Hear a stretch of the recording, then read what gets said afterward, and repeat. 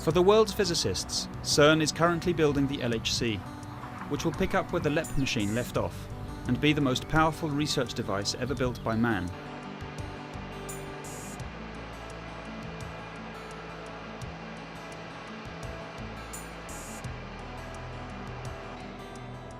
The new accelerator will use the same tunnel as its predecessor, 27 kilometers in circumference, situated some 100 meters below the ground.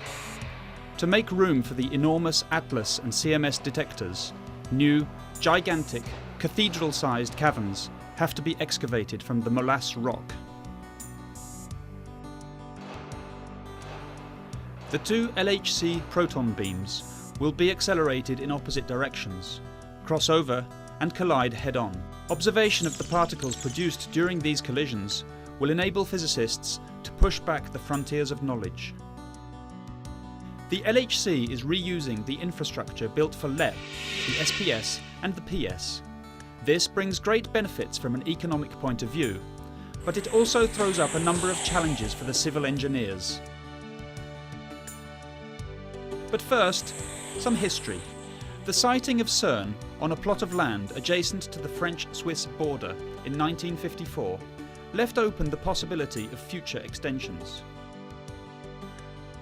CERN's first major accelerator, the proton synchrotron, or PS, was built at the end of the 1950s.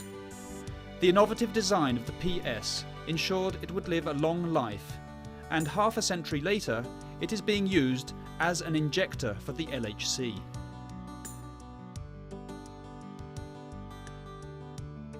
In the early 1970s, the CERN Council decided to build a super PS, the SPS. This new accelerator, 7 kilometers in circumference, was built 60 meters below the fields and pastures of the Gex countryside. The Director General of the time.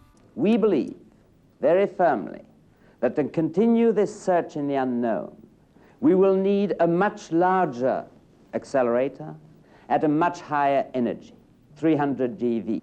This is what Europe needs for the coming decades. Then, on 13th of September 1982, Presidents Aubert and Mitterrand inaugurated the Leppa construction project. Monsieur le Directeur Général, Monsieur le Président, Messieurs les ministres, Mesdames et Messieurs les Présidents, Mesdames et Messieurs, je suis particulièrement heureux de me trouver parmi vous aujourd'hui pour inaugurer avec le président Aubert, que j'ai grande joie à retrouver, le chantier de ce qui sera à la fin de la décennie le collisionneur Leppa sur lequel les physiciens européens fondent les plus grands espoirs. The 24-kilometer section of tunnel situated beneath the plain was excavated using 3 tunnel boring machines, and the 3-kilometer section underneath the Jura Mountains by means of explosives. On the 8th of February 1988, the two ends of the ring were joined with pinpoint accuracy. 4 vast caverns were then carved out from the rock to house the Leppa experiments. In total, 1,200,000 cubic meters of spoil were extracted, equivalent to half the volume of the Great Pyramid of Cheops. Enormous effort went into ensuring that the caverns were perfectly watertight.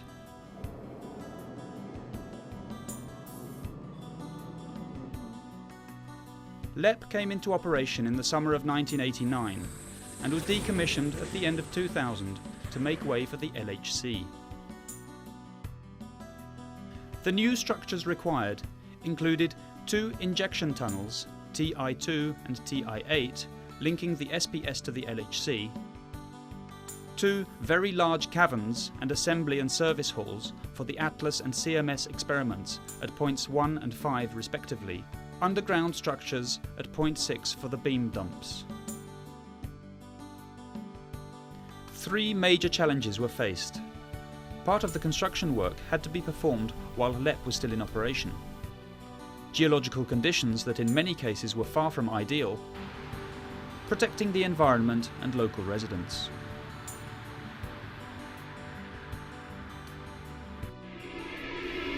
The Ti2 tunnel will transfer protons in a clockwise direction from the SPS to the LHC. First, an 18-metre long, 12-metre wide shaft was sunk to a depth of 51 metres. The PMI2 shaft will be used during the installation phase to lower the large machine magnets into the tunnel, and this explains its elliptical form. To traverse the initial 25 metres of moraine, it was necessary to use the diaphragm wall technique. This consists in excavating a deep trench down to the level of the molasse rock and filling the trench with a bentonite slurry to prevent the walls from collapsing.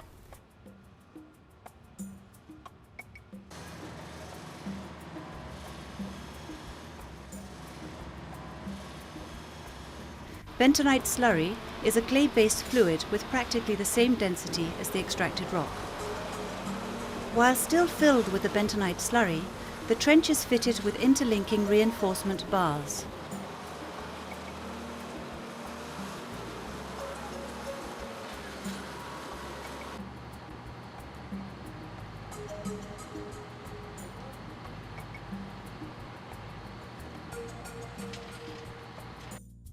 Concrete is then cast through a tramy tube from the bottom of the shaft upwards.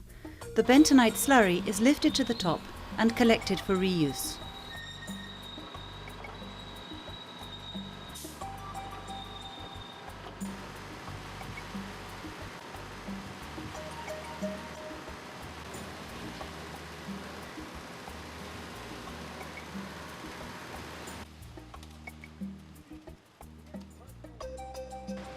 As on all the other LHC sites, the plasticity of the concrete from each mixture is checked. Samples are regularly taken and sent to the laboratory for analysis.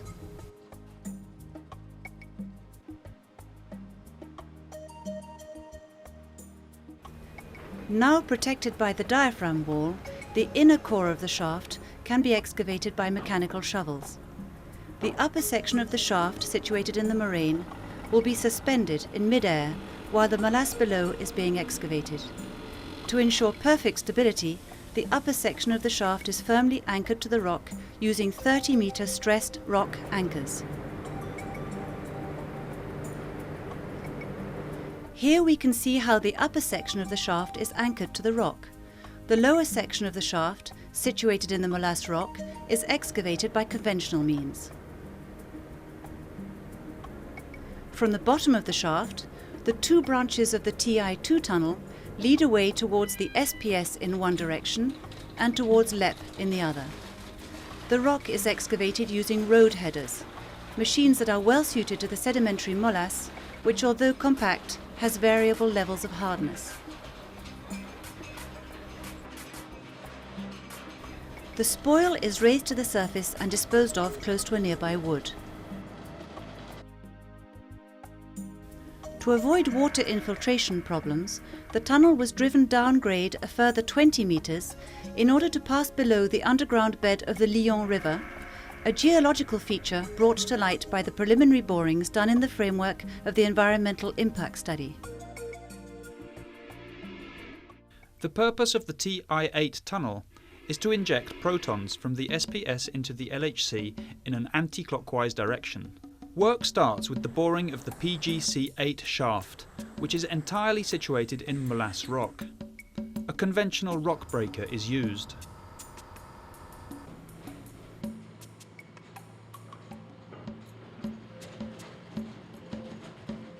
The western branch towards the SPS is excavated using road headers.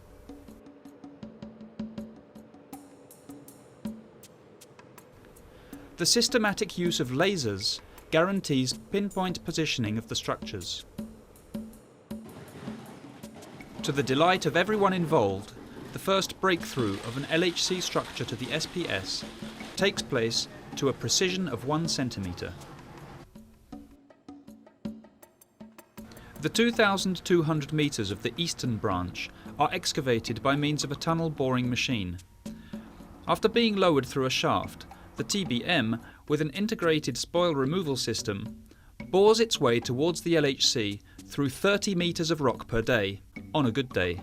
Here, the TBM is tunnelling downgrade, even though by convention it is supposed to tunnel upgrade in order to allow water to flow back along its path. But given the requirement to press ahead with the work while Leppa was still in operation, the tunnel had to be bored down a relatively sharp 3.8 degrees slope.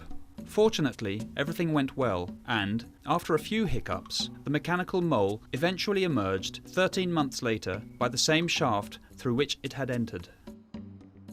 In the tunnel, before concreting began in earnest, a drainage membrane was installed. A 10-metre-long travelling formwork was used, allowing 20 metres of tunnel to be concreted per day. Finishing by hand. Connection with the Leppa tunnel.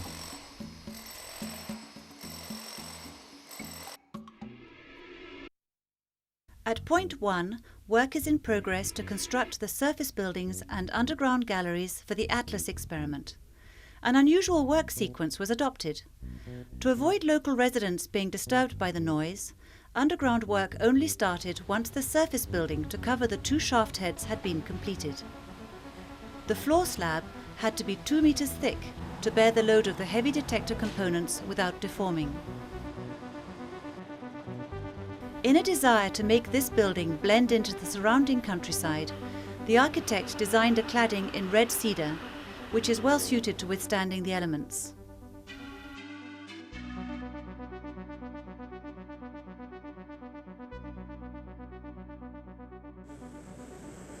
The underground structures include the large UX experiment hall on the axis of the Leppa tunnel, here shown in grey, the 2 access shafts and another large hall, the USA cavern, for the technical facilities.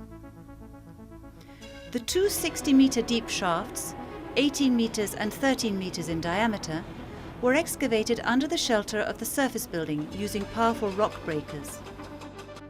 A thick green waterproofing membrane was installed, and the walls of both shafts were fitted with reinforcement bars and slip-formed.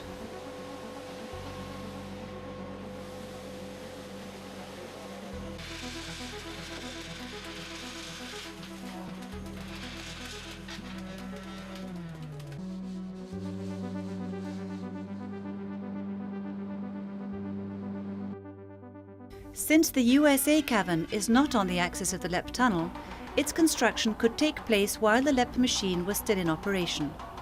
This 62-metre-long, 20-metre-high cavern was excavated using rock breakers. The exposed molasse rock was immediately covered with a layer of shotcrete to strengthen it and to protect it from the humidity of the air.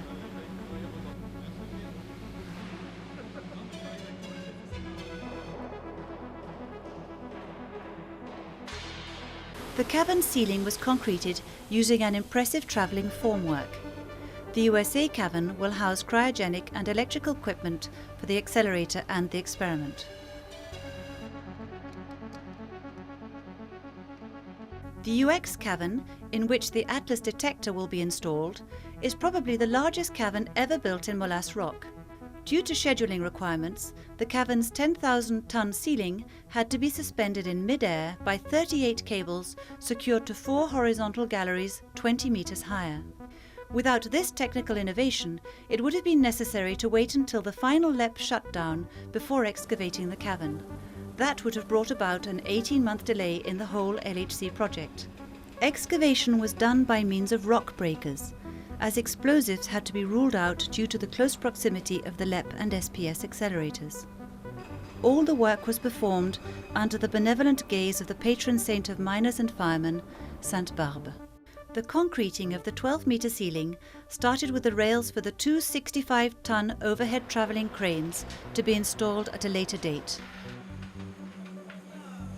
followed by the 2 head walls.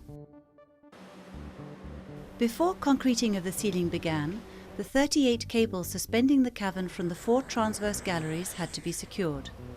These cables run through borings made during the excavation phase. Each cable is well anchored into the ceiling and will be able to bear a load of 220 tons.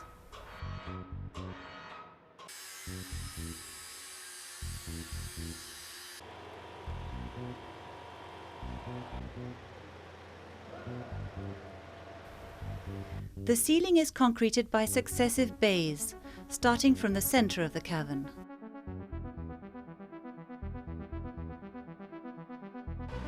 Here we see the impressive 1.50 meter thick ceiling on top of its blue travelling formwork.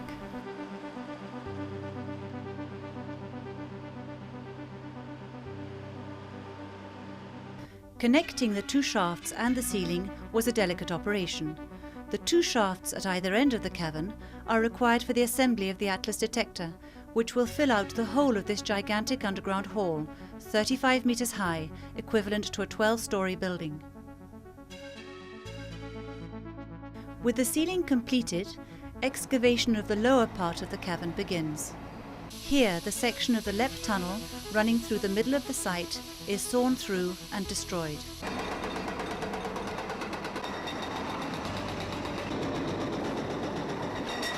The cavern is now half its full height. Another 20 metres to go before the bottom is reached. Now starts the concreting of the floor, which, in order to bear the 10,000 tons of Atlas without deforming, has to be up to 5 metres thick in parts.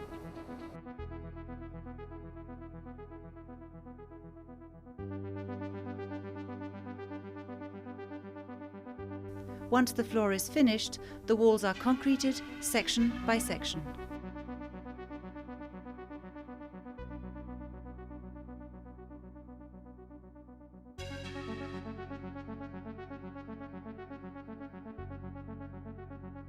When the work is complete, the ceiling suspension cables are relaxed and the ceiling is now fully supported by the walls.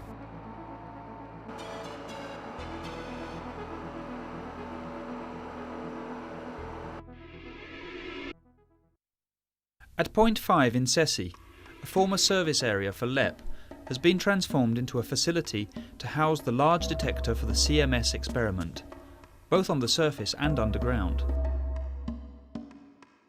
To save time, the 14,000-ton detector, twice the weight of the Eiffel Tower, is pre-assembled by 600-ton modules in an assembly hall on the surface, 141 metres long, 22 metres wide and 23 metres high.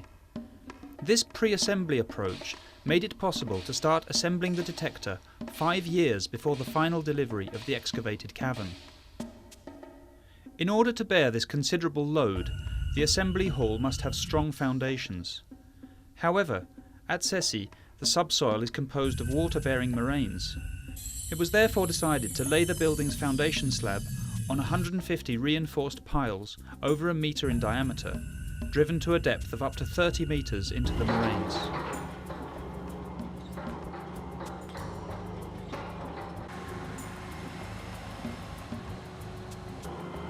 Here we see the pile driving.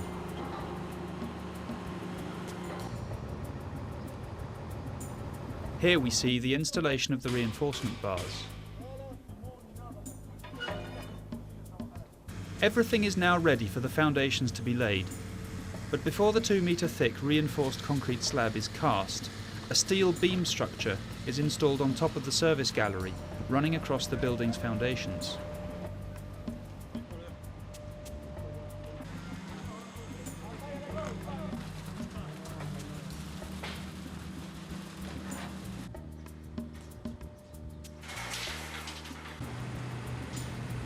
The assembly hall is built on the tunnel's axis, around the access shaft to the experimental cavern.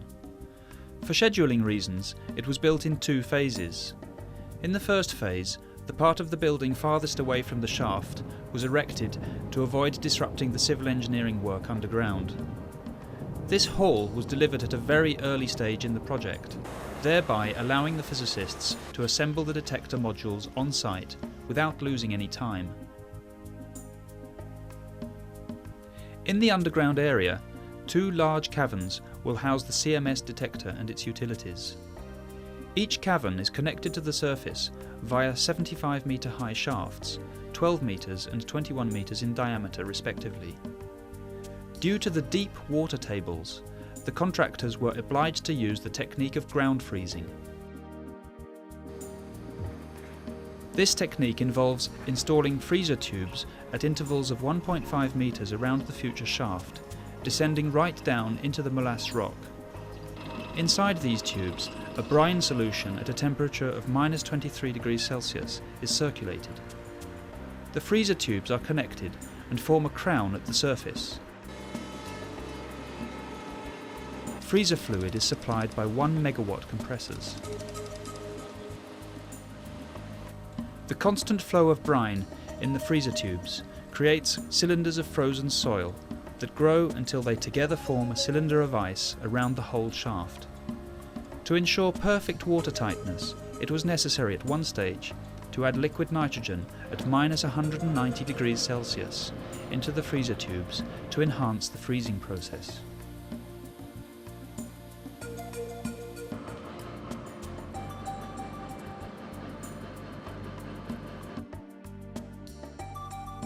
Thanks to the ground freezing technique, the area to be excavated is efficiently protected from the water table and work can proceed unhampered by water infiltration.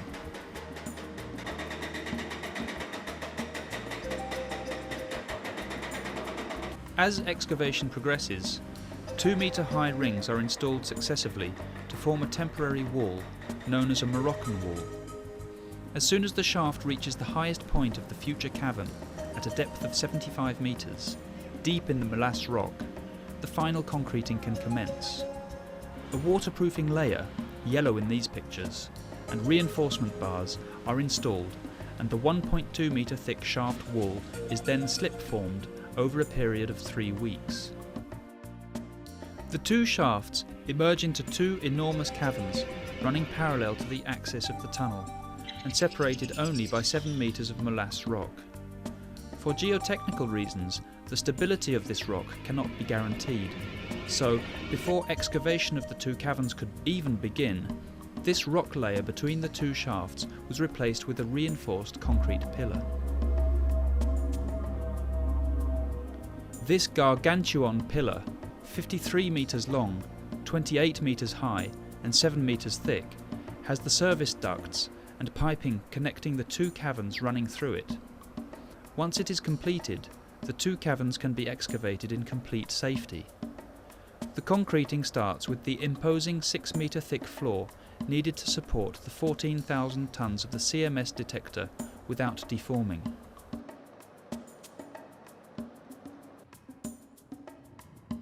Once the underground civil engineering work is complete, the assembly hall is extended to cover the access shaft leading to the cavern.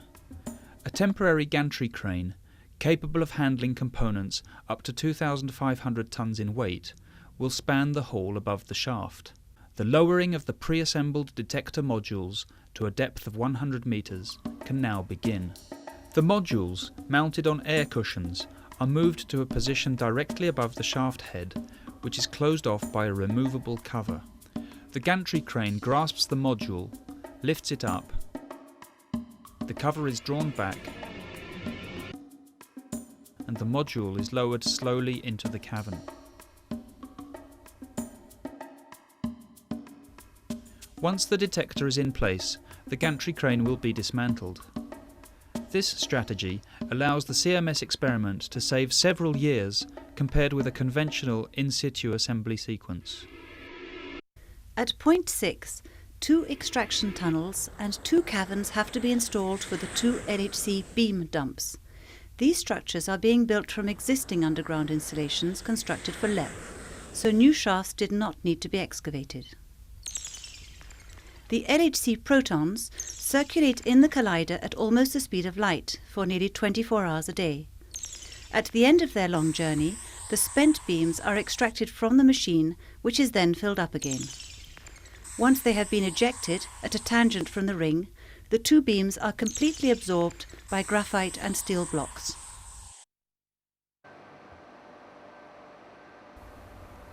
A platform on a level with the tunnel is installed in the cavern that formerly housed the Leppa experiment Opal to allow spoil to be removed and materials to be supplied via the existing shaft. Both beams are ejected in a straight line on either side of point 6, hurtle down the main tunnel for nearly 400 metres before leaving it at a tangent and entering a 350-metre long gallery linking the tunnel to the 25-metre long, 9-metre diameter absorber chambers. A connecting tunnel links these chambers to the main tunnel.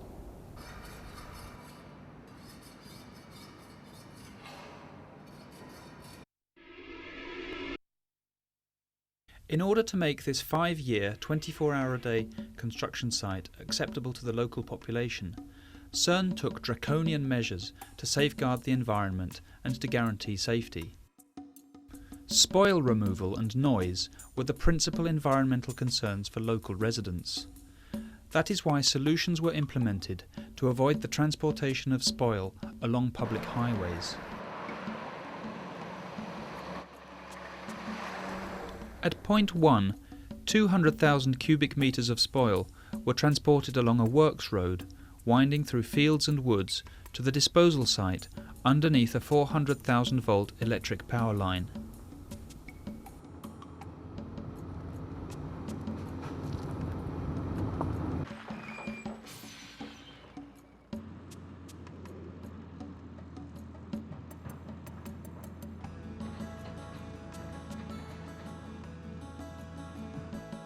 After depositing their loads, the trucks systematically passed through a wheel washer.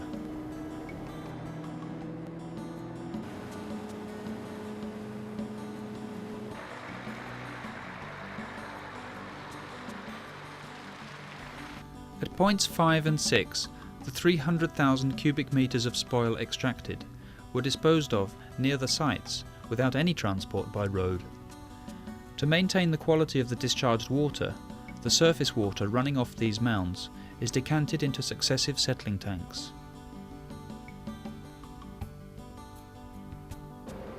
Before being discharged into the river, the water is continuously analysed and, if necessary, treated in a plant in order to neutralise any variations in its pH. At Cessy, the settling basin serves as a buffer in the event of heavy rainfall. A buried pipeline takes the settled water to the river Oudar, 1 kilometre further on.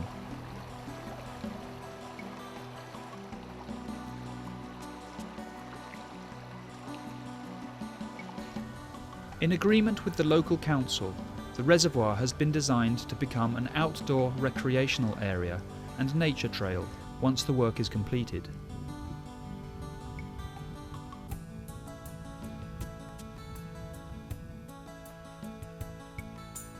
Special care is taken with the landscaping so that the sites blend in with the environment. Here, beside a very busy road, trees have been planted on a spoil disposal site close to the edge of a wood. Many of the work sites are close to houses, and noise prevention is therefore a constant concern. Powerful instruments are used to detect anomalies. Any noises exceeding a preset threshold are recorded by computer and analysed to detect the origin of the noise and for remedial action to be taken. A variety of devices are used to reduce noise at source and to limit its propagation. Acoustic shielding walls made from concrete blocks or synthetic materials, high earth embankments, enclosure of gantry crane motors, protected ventilation outlets. Noisy equipment, such as cryogenic compressors, are housed in soundproofed buildings. The ceilings and walls are made of thick concrete slabs, covered with absorbent materials that prevent reverberation. This type of building was tried and tested at the time of the Leppa machine.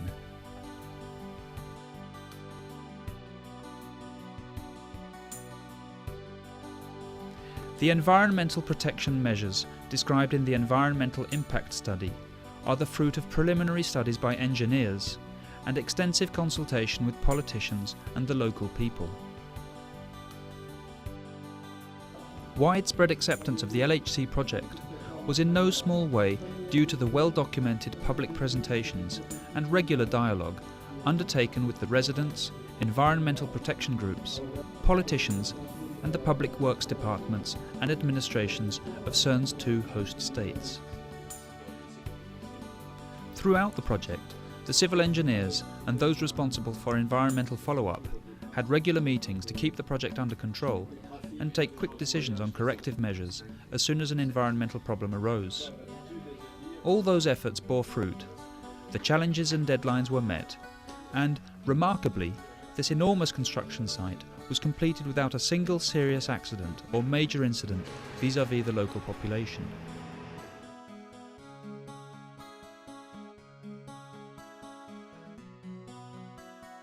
Now that the civil engineers are packing their bags to leave, the machine and detector installers can get to work.